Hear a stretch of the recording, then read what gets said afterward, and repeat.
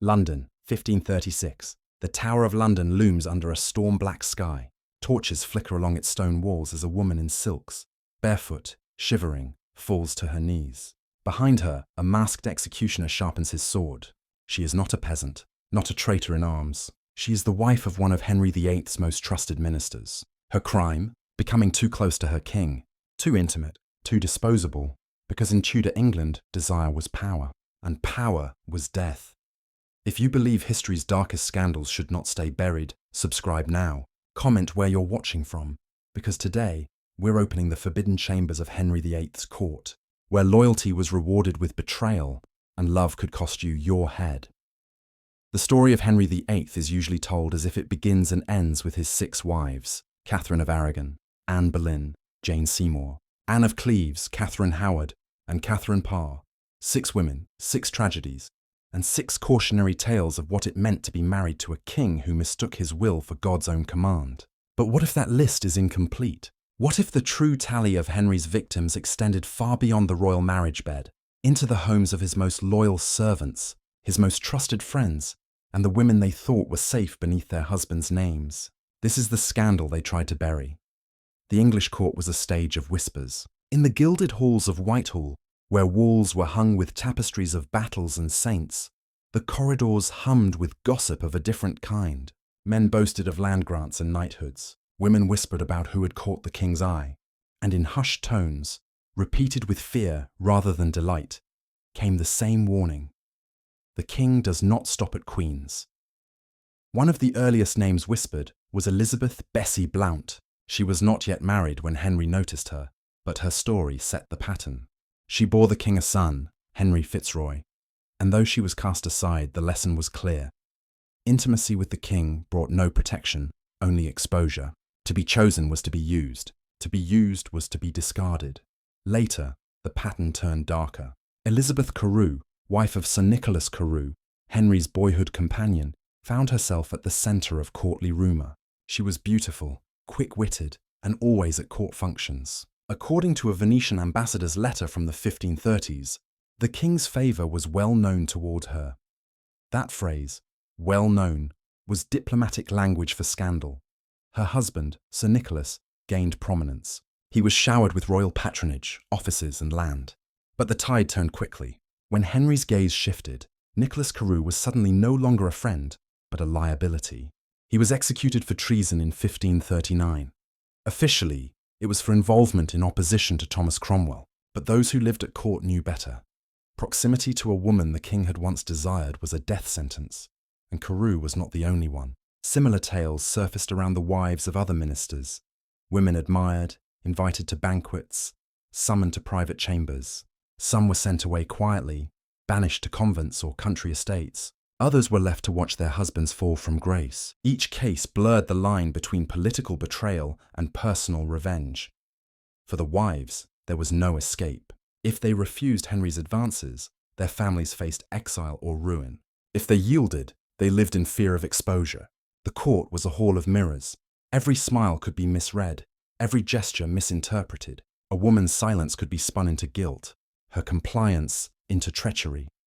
The courtiers themselves were trapped in a cruel paradox. To resist the king was impossible. What man could say no when his monarch claimed divine right? But to offer their wives willingly was equally dangerous. If the king grew bored, the favour evaporated, replaced by suspicion. It was as though Henry saw not only the woman, but the man who had possessed her first, and to dominate one, he had to destroy the other. The Spanish ambassador Eustace Chapuis once remarked that the English court was a place of shifting sands, where a man may walk proudly one day and be buried the next. He was not speaking only of politics. He was speaking of the bedroom politics that determined who lived and who died. Imagine the silence at a feast, gold cups raised, musicians playing, laughter ringing out, until Henry's gaze lingers too long on another man's wife. The husband smiles too tightly. The wife lowers her eyes. Everyone at the table knows what might come next, and no one dares breathe a word. This was not just infidelity. It was weaponized desire. Henry's pursuit of his ministers' wives was not only about attraction, it was about humiliation, dominance, and erasure. By claiming a man's wife, Henry claimed his loyalty, his manhood, his legacy. And by discarding her, Henry reminded the court that he alone controlled their fates. But if the king's desire was so dangerous, why did so many women still find themselves in his bed?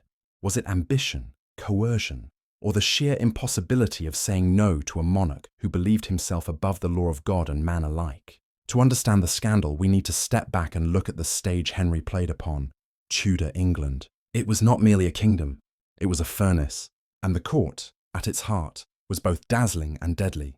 Picture the great halls of Whitehall Palace, stone walls hung with scarlet tapestries depicting battles of saints and kings, the scent of beeswax candles mingling with the musk of perfumed courtiers, floors polished so bright they reflected the torchlight. To outsiders, this was the pinnacle of Renaissance magnificence. To insiders, it was a labyrinth of ambition, a theatre where every glance, every whisper could decide life or death. At the centre of this theatre sat Henry VIII, not only a monarch, but the sun around which all ambition orbited. To please him was survival, to disappoint him was exile, and yet, the very proximity that secured your family's future could also endanger it. The closer you drew to the king, the more perilous each step became. For women of the nobility, this was especially true. A daughter's beauty was her family's bargaining chip. A wife's grace could win her husband promotion. But beauty in Henry's England was not a blessing. It was bait. The Tudor system treated women as extensions of male power. Marriages were political contracts. Husbands traded their wives' presence at court as one might trade gold or silver. To have your wife noticed by the king might mean advancement, but if the king's notice became desire, the line between gift and curse vanished. Religion complicated everything. The Catholic Church, before Henry broke with Rome, taught that adultery was mortal sin. Yet Henry, claiming divine right, placed himself above such law. If he wanted another man's wife, who could forbid him? If God himself had supposedly anointed him king, then his desires were beyond mortal reproach. This theology gave him cover for what was, in reality, predatory power dressed as sacred authority. Chroniclers of the time hinted at this contradiction. The historian Edward Hall described Henry as vehement and mutable in appetite. Mutable. That word carried menace. A man who could not be satisfied. A ruler whose favour shifted like sand in the tide. Today you were in his good graces. Tomorrow you were a corpse in the tower. At court, women carried themselves with calculated restraint. Too much laughter near the king, and you were whispered about. Too little attention to him, and you were marked as ungrateful. It was a rigged game, where the only winning move was silence, and even silence could be dangerous. Ambassadors from Spain, Venice, and France wrote home about the atmosphere. The Venetian envoy, Marino Giustiniani, observed in the 1530s that the king is governed more by appetite than by counsel. A sentence like that, buried in a diplomatic dispatch, was loaded with meaning. Appetite did not simply mean feasts. It meant desire. It meant women. It meant that policy itself could be swayed by who occupied Henry's bed. For Henry, women were not only companions, they were symbols of conquest. Just as he seized monasteries and land from nobles, so too did he seize intimacy as proof of power. If the wife of a trusted minister yielded to him, it proved his supremacy not only over her body, but over her husband's loyalty. It was domination disguised as dalliance. And what of the husbands? Imagine their torment. Refuse the king and you risk ruin. Allow it and you live in humiliation, knowing your household had been annexed by the crown itself. Many played along, smiling tightly at banquets, bowing lower than necessary, pretending ignorance as their wives disappeared into the king's chambers. But smiles did not protect them for long. Those who played the game too well, men like Nicholas Carew, were often destroyed when their usefulness expired. For the wider nobility, the message was chilling. No woman was truly untouchable. Ministers who built England's laws, soldiers who defended its borders, priests who preached its sermons, all were powerless to shield their families from Henry's whims. In Tudor England, a woman was never just a wife. She was leverage, currency, and, if unlucky, evidence of the king's cruelty. But if this was the stage Henry created, what transformed the Golden Prince into such a predator? How did the charming youth of Europe become the tyrant who claimed not just kingdoms, but the very wives of his friends? Before Henry VIII became the tyrant of legend, he was something very different. To the people of England in the early 1500s, he was the Golden Prince. Imagine him at 18, ascending the throne in 1509. tall, broad-shouldered, athletic. A king who jousted in the lists, played the lute, composed poetry, and hunted with the vigor of 10 men. Foreign ambassadors described him as the handsomest prince in Christendom. Women blushed in his presence. Men admired and envied him. England, long weary of his father's cold rule, rejoiced in this radiant new monarch. But light cast shadows, and Henry's golden image hid a darker truth. Beneath the charm lay a man who had never known the word no. From the beginning, Henry's reign was marked by indulgence, feasts that stretched until dawn, pageants of gold and crimson, games, music, endless distractions. He craved stimulation. He demanded it, and at the center of this appetite was his desire for women. At first, his conquests seemed harmless enough to the court. Kings were expected to stray. Mistresses were part of the royal script. Elizabeth Blount, the young maid of honor who bore him a son, was seen not as scandal, but as proof of his virility. His courtiers even congratulated him. Here, they thought, was a king with the strength to father dynasties. But a shift occurred when Henry sought not simply mistresses, but wives. His obsession with Anne Boleyn and the annulment of his marriage to Catherine of Aragon changed everything. By breaking with the Catholic Church, Henry declared explicitly that he was above the authority of Rome itself. No pope, no priest, no law could bind him. Only his will mattered. That act, England's divorce from Rome, was the hinge on which Henry's morality turned. From then on, his private appetites were no longer sins to be confessed. They were royal prerogatives. If he could dissolve a marriage and found a new church to justify it, what could stop him from pursuing the wife of a minister? What power could check him when he claimed divine right as shield and sword? As Henry aged, the charm of the Golden Prince began to erode. Injuries from jousting left him in chronic pain. His once athletic body grew bloated, his temper foul. He became increasingly insecure about his manhood, his ability to father sons, his virility, his control. These insecurities only deepened his hunger for domination. Every conquest, every woman, became proof that he still reigned supreme, and so his eyes wandered.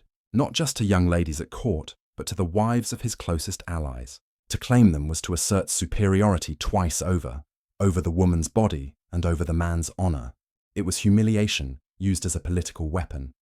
The chronicler Polydore Virgil noted that Henry's court was filled with secret dealings, made under color of loyalty. What Virgil left between the lines was the truth. Intimacy itself had become a tool of governance. Ministers might be brilliant, soldiers might be loyal, but all of it could be undone if Henry desired their wives. Consider the fear this sowed. Imagine being a courtier, watching your wife or daughter catch the king's gaze. Your heart sinks. Do you send her away and risk insulting the king? Do you keep her close and pray she avoids notice? The very bond of marriage, sacred in the eyes of church and community, was powerless against the whims of one man. The tragedy was that Henry's court did not resist. They adapted. They learned to smile at their humiliation, to bow deeper when suspicion fell, to feign ignorance as their wives disappeared behind chamber doors. Henry had remade the rules. What was once scandal became inevitability, mini cliffhanger.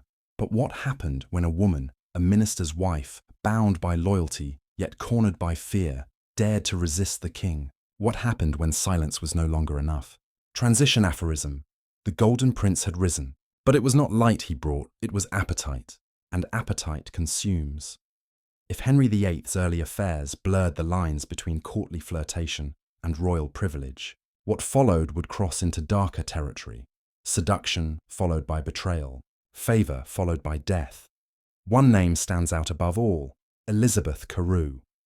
Elizabeth was the wife of Sir Nicholas Carew, one of Henry's closest childhood companions. Nicholas had grown up alongside the king, jousted with him, feasted with him, and stood as one of his most loyal supporters. To be Henry's friend was to bask in sunlight, but it also meant standing dangerously close to the flame. Elizabeth herself was renowned for her beauty and wit.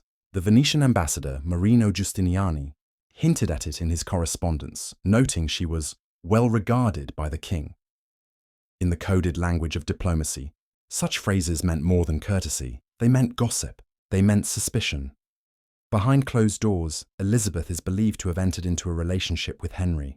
Whether it was willing or coerced, history cannot say. But the effects were plain. For a time, Nicholas Carewe's fortunes soared. He was knighted, granted offices, given lands. The king smiled on him as he smiled on Elizabeth. But Henry's desires were mutable, fleeting. What he craved one month became intolerable the next. Elizabeth, once desired, became inconvenient, and Nicholas, once favoured, became threatening. A husband who knew too much, a man whose loyalty could be questioned simply because his wife had been too close to the king. By 1539, Nicholas Carewe was accused of treason, charged with supporting Catholic plots against Thomas Cromwell. On paper, it was politics. In truth, it looked like something far more personal, a loose end tied up by the king's sword. Nicholas was executed at the Tower of London, leaving Elizabeth widowed and disgraced. She had once been the king's chosen. Now she was a silent reminder of his ruthlessness. And the Carewes were not alone. Whispers surrounded the wives of other courtiers. Sir Francis Bryan, the so-called Vicar of Hell at Henry's court, was said to have used his cousin Elizabeth Carewe's closeness to the king to his own advantage. Yet Bryan survived by being endlessly useful, endlessly adaptable, a man who knew when to speak and when to disappear. Others were less fortunate. Women who caught Henry's eye were sometimes quietly removed from court, sent to convents or distant estates. The reason was never given. But courtiers knew a woman had been too close, too dangerous, too much of a liability to leave in sight. Even the wives of ministers who never yielded were not safe. Refusal itself was dangerous. To deny the king was to humiliate him, and Henry did not forgive humiliation. Some husbands were accused of treason soon after their wives were suspected of turning him down. In Henry's court, suspicion was enough. Guilt was assumed. Imagine the terror of these women. You are at a banquet. The king's eyes linger on you.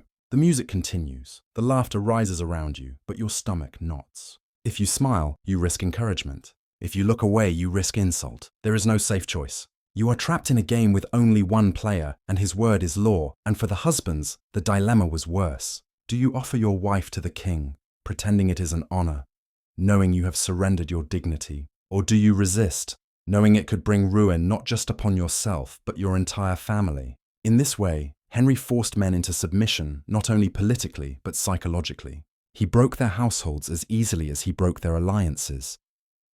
Contemporaries saw through the pattern. Chapuis, the Spanish ambassador, wrote that Henry keeps not to queens alone, but casts his eye wheresoever it pleases him, and none dare deny him. It was both scandal and warning. This was seduction weaponized. Intimacy was no longer private, it was political. By sleeping with a minister's wife, Henry made a statement. Your loyalty is not enough. I must own even your household, even your bed. And when desire cooled, betrayal followed. Women were silenced, men executed, families disgraced. Favor became fatal. What began as a glance across a banquet table ended at the scaffold. Transition aphorism. His shield was shame. His sword was silence. Mini cliffhanger, but why did Henry repeat this cycle again and again? What drove him to risk his reputation, his alliances, even his own legacy, simply to dominate the wives of his friends? The answer lies not in politics alone, but in the twisted corridors of his mind. Why did Henry VIII risk everything? His reputation, his alliances, even the stability of his throne, for the forbidden thrill of another man's wife? To answer this, we must step into his psyche, into the chambers of obsession that shaped his reign. Henry believed he was more than a man. From his earliest days, he was told he was God's anointed king. To defy him was to defy heaven itself. This conviction bred a dangerous belief that his desires were not mere urges but divine commands. If he wanted a woman, queen, lady-in-waiting, or the wife of a minister, then surely it was God who had placed her before him. But beneath this godlike certainty lay fragility. Henry's greatest insecurity was his masculinity and fertility. He craved sons, heirs to secure the Tudor dynasty, yet he was haunted by miscarriages, infant deaths, and his own failing body. Each time a wife or mistress failed to give him a healthy male child, doubt gnawed at him. Was he cursed? Was he weak? To silence those doubts, Henry pursued conquest, not of nations alone, but of people. Each woman he seduced, each wife of a minister he claimed, became proof to himself that he still reigned supreme. Desire became a weapon against insecurity. By taking what was forbidden, he reminded himself, and the entire court, that he was untouchable. This explains why Henry so often targeted the wives of men close to him. Ministers like Nicholas Carew were not simply advisors. They were symbols of loyalty, masculinity, and honor. To seduce their wives was to prove dominance twice over. First over the woman's body, second over the man's dignity. It was a ritual humiliation disguised as intimacy. The court saw this clearly. Rumors swirled, not just of Henry's lust, but of his cruelty. The Spanish ambassador Chapuis hinted in his reports that Henry delighted in making and unmaking those around him. And what greater way to unmake a man than to take his wife? Psychologically, Henry's pattern mirrors what modern scholars call possession through destruction. He desired not only to have, but to erase. Once a woman yielded, she ceased to intrigue him. She became dangerous, an echo of his weakness, a mirror of his fleeting appetites. And so she was removed, silenced. Her husband cast down, executed or disgraced. Henry's physical decline only deepened this cycle. The jousting accident of 1536 left him with a festering leg wound that never healed. The once vigorous king grew obese, pained, and paranoid. Where once he inspired admiration, he now inspired fear. His body betrayed him. His appetites became grotesque compensations. If he could no longer dominate the tilt-yard, he would dominate the bedchamber. If he could no longer inspire loyalty through charisma, he would demand it through terror. And yet, in Henry's mind, this was not cruelty. It was necessity. To him, power and intimacy were inseparable. If he did not take, he feared he would be seen as weak. If he did not destroy, he feared being destroyed. In this sense, every seduction was also an execution in waiting. His psychology can be summed in one aphorism. To Henry, love was never tenderness. It was conquest, and conquest demanded casualties. For the women, this meant living as shadows. Their bodies became battlegrounds for the king's insecurities. Their silence was their only shield, and even silence often failed. For the men, it meant that no loyalty was strong enough, no service great enough to protect their households from violation. Imagine the paranoia in those chambers. A minister whispers policy in the council room, then returns home to find his wife summoned to court. He smiles, bows, pretends honor, but inside he knows. He has already lost, and he dares not speak it aloud. Henry's obsession was never about romance. It was about erasure of rivals, assertion of power, and proof against his own fears. He ruled not only through parliament or sword, but through the bedroom, turning intimacy into a stage for tyranny. But what did this obsession do to England itself? When a king's desires became law, when loyalty could be undone by a single glance across a banquet table, how did it warp the very fabric of court, church, and country? When desire becomes decree, law itself is devoured. A king's desires are never truly private. What happens behind closed doors echoes in chambers of state, in cathedrals, in the very streets of a kingdom. And in Henry VIII's England, the consequences of his obsessions were everywhere. The wives of ministers were not simply victims of a monarch's whim. Their stories altered the course of politics, poisoned friendships, and reshaped the very culture of the court. Each glance Henry cast, each affair whispered in the dark, was another crack in the fragile foundation of Tudor stability. First came the climate of fear.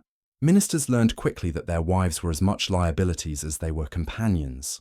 Some began sending them away from court altogether, back to country estates, convents, or distant relatives, better absent than noticed. A man could lose land, titles, even his head, if his wife caught the king's wandering eye. The result was a court that grew colder, more suspicious. Banquets, once celebrations of music and splendor, became tense performances. Every smile was calculated, every conversation measured. Courtiers watched one another, gauging whether a wife's presence near the king was a mark of favor or a curse. This atmosphere warped policy itself. When Nicholas Carew fell, it was not only a family destroyed, it was a message to every noble in England. If the king could turn on his childhood companion, none were safe. Cromwell, Norfolk, More, Wolsey, all men who had risen close to Henry, knew that proximity was as dangerous as it was rewarding, and in the back of every mind lingered the same suspicion. Had their wives played a role in their downfall? The church was not untouched. When Henry claimed his marriages invalid, annulled by divine right, he taught his subjects that even the sacrament of wedlock bent to his will. Marriage ceased to be sacred. It became political currency, subject to annulment or ruin at the king's whim. For ordinary people, this bred cynicism. If the king could take another man's wife without consequence, what did it say about God's law? What did it say about justice? Among the common folk, the whispers spread faster than proclamations. Ballads hinted at Henry's unfaithfulness, at his cruelty. Street gossip accused him of lust no better than the nobles he condemned. Respect for the monarchy bled away, replaced by resignation, then resentment. The crown was not just feared, it was mistrusted. Foreign diplomats noticed. Reports sent back to Spain and Venice spoke not only of Henry's politics, but of his appetites. To foreign courts, England's king seemed less like a monarch and more like a despot enslaved by his own lusts. This perception weakened alliances, undermined negotiations, and made Henry a figure of ridicule as much as fear. And within his own court, the wives themselves became symbols. To be noticed by the king was no triumph. It was a curse. Women who once might have dreamed of queenship or noble elevation now dreaded the glance of their monarch. They lived in careful silence, aware that beauty could be their undoing. Their laughter was measured, their steps cautious, their eyes lowered. For them, survival meant invisibility. This culture of fear and suspicion reshaped families. Husbands no longer trusted wives fully.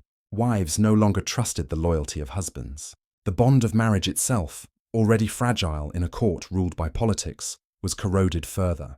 If loyalty to one's spouse could not protect you from the king, then loyalty meant little at all. Even the military was not immune. A commander might rise high for his service on the battlefield, only to fall because of whispers about his wife at home. Soldiers learned that bravery on the front lines meant nothing compared to rumor in the palace corridors. Thus, Henry's private appetites infected the entire kingdom. Law, religion, politics, military. Each was destabilized by the uncertainty that came from a ruler who blurred the line between personal desire and public decree. When the king's desire rules the law itself dies. But what happens when fear hardens into paranoia? When a king who has destroyed marriages, silenced wives, and executed ministers turns his hunger inward and begins to consume even those who once enabled him? By the 1540s, Henry VIII was no longer the radiant golden prince who had dazzled Europe. The transformation was startling. The man once praised for his vigor now shuffled on swollen legs, his body riddled with ulcers, his waistline swollen to monstrous proportions. The king, who had once written songs of courtly love, now lived in suspicion, bitterness, and rage. His obsessions had corroded him from the inside out. The very appetites that once confirmed his power had become proof of his decline. Each new scandal, each new betrayal deepened his paranoia.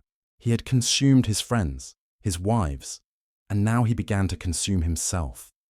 The court felt it first. Ministers no longer approached him as a charismatic monarch, but as a storm.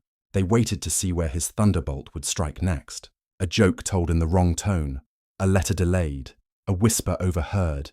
Any of these might lead to the tower. And at the center of it all remained the pattern of desire and destruction. Henry still sought intimacy, still demanded adoration, but what once looked like seduction now looked like menace. His last great scandal with Catherine Howard revealed this transformation with brutal clarity. Catherine, barely a teenager, became Henry's fifth queen. She was vivacious, playful, everything the aging king was not. For a brief moment, he seemed rejuvenated, boasting that he had found a rose without thorns. But whispers spread quickly. Catherine had known men before Henry. Worse still, she was accused of continuing forbidden intimacies, even as queen. The revelation struck Henry like a sword. Here was the final humiliation. A young bride who mocked his fading virility, who belonged not fully to him, but to others. And Henry responded as he always did, with blood. Catherine Howard was dragged to the block at the Tower of London in 1542, still a girl, condemned as if she had betrayed the state itself. Her execution was more than punishment. It was the breaking point of Henry's obsessions. The entire court understood now that no woman, no marriage, no minister's loyalty could survive his hunger. Love was not possible in Henry's world, only possession, followed by annihilation. Even those who had enabled him began to tremble. Thomas Cromwell, who had once arranged Henry's marriages and silenced his scandals, fell victim to the same cycle. He had served faithfully, but when his usefulness expired, Henry turned on him. Cromwell's enemies whispered in the king's ear, exploiting his paranoia. By 1540, Cromwell too was executed, another casualty of a king who devoured not only rivals, but servants. The court itself became hollow. Nobles no longer vied openly for favour, they survived by invisibility. Wives of ministers withdrew from court whenever possible. Ambassadors reported an atmosphere of suffocating dread. The Spanish envoy Chapuis noted that few dare to speak freely in the king's presence, lest they be accused of disloyalty. What he left unsaid was just as clear. Few dared let their wives anywhere near him, and yet Henry himself seemed blind to the destruction. In his mind, he was still the anointed sovereign, still the master of England. The executions, the betrayals, the ruined marriages, these were not failures, but acts of divine justice. To Henry, he was not a tyrant. He was God's hand made flesh. But outside those palace walls, the people knew differently. Ballads and tavern songs mocked the king's marriages. Satirical verses painted him as a glutton, a lecher, a man who had destroyed wives and ministers alike. Fear kept voices quiet in public, but behind closed doors, England had begun to despise its king. Henry had reached the point where even intimacy became impossible. By the end of his reign, he was surrounded not by companions, but by guards, servants, and sycophants. His bed was no longer a place of pleasure but of pain, haunted by ghosts of women discarded, executed, or forgotten. When a king consumes all around him, he ends with nothing but his own shadow. But what legacy did this leave behind? How did England remember a king who destroyed not only his enemies, but his friends, his wives, and the very laws meant to restrain him? That story belongs to the aftermath, where Henry's hunger became history's warning. Henry VIII is remembered today in portraits, broad-shouldered, red-bearded, decked in jewels, the embodiment of royal authority. Schoolchildren know him as the king with 6 wives, the founder of the Church of England, the monarch who broke from Rome. But beneath the familiar stories lies the truth we have unearthed. A man who not only destroyed queens, but also the wives of his own ministers, his allies, his friends. This was his hidden legacy, a monarchy that devoured loyalty in the name of desire. For the Tudor court, the lesson was permanent. Proximity to the king was no longer privilege, it was peril. Every woman became a potential pawn, every marriage a potential trap. Nobles learned to survive not by flaunting their families at court, but by concealing them. Ministers no longer trusted even their closest friends, for who could say whether the king's glance would shift tomorrow? This atmosphere reshaped England's politics. The monarchy became less about shared governance and more about submission. Parliament, council, even the church bent to Henry's will, because no one dared challenge the king whose appetites were backed by the axe. His